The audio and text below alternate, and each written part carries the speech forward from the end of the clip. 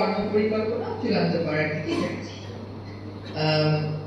বাকির যে মৃত্যুর সংখ্যা সেখানে দেখলাম পাচারকারীরা রয়েছে, আর গ্রামবাসীর সাথে মানুষের একটা দ্বন্দ্বের কারণে অনেক বাঘ নিহত হয়। সেই দ্বন্দ্বের জায়গাটাকে আমাদেরকে আসলে সামাজিক সুরক্ষা বলয় সৃষ্টি করে অ্যাড্রেস করতে হবে। প্রকৃতি সংরক্ষণের পাশাপাশি সেটাও আমরা করবার চেষ্টা করছি, কিন্তু পাচার যারা করছে সেই পাচারকারীকে বা পাচারকারীর রুট আমরা চিনি না, এইটা বলে কিন্তু আমাদের নিয়ন্ত্রণকারী প্রতিষ্ঠান হিসেবে পার দিয়ে দেওয়ার সুযোগ নেই। আমরা দায়িত্ব নেওয়ার পরপর সুন্দরবনে বন অপরাধ অনেক বেড়ে গেছিল। আপনারা জানেন যে সাম্প্রতিক সময়ে বন অপরাধ আমরা কমিয়ে আনতে সক্ষম হয়েছি। সুন্দরবন এমন একটি বন যেটা বাঘের আশ্রয়স্থল, সেই জন্য সেটার গুরুত্ব কিন্তু আরো অনেক বেশি।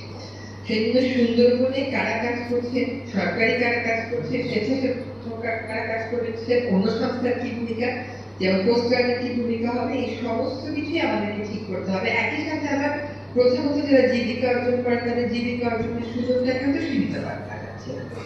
এই বহুমুখী বিপরীত কে পাশাপাশি রেখে আমাদের বাঘ সংরক্ষণের কাজটাকে এগিয়ে নিতে হবে।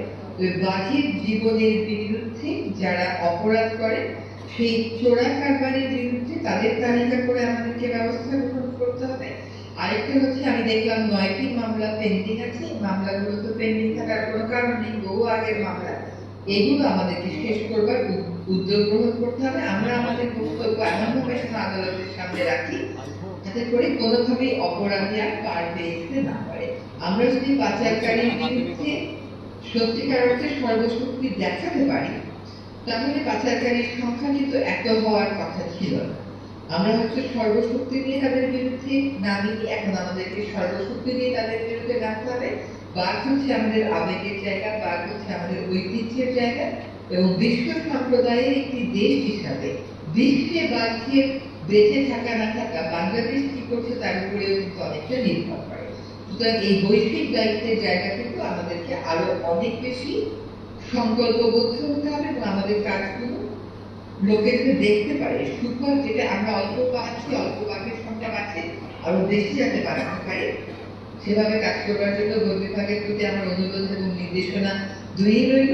তো আমরা আশা করি খুব সহজেই আপনাদেরকে জানাতে পারবো সুন্দরবনের আগুন নিয়ন্ত্রণে আমাদের ব্যবস্থাটা কি, এবং পাচারকারীদের বিরুদ্ধে আমরা অন্যান্য আইন শৃঙ্খলা রক্ষাকারী বাহিনীর সাথে বসে কি করার পরিকল্পনা করছি। আবার দুঃখ জানাচ্ছি আপনাদের মধ্যে আসতে না পারার কারণে। আপনারা যারা এসেছেন সকলকে মন্ত্রণালয়ের পক্ষ থেকে, বন বিভাগের পক্ষ থেকে অনেক শুভেচ্ছা। ধন্যবাদ।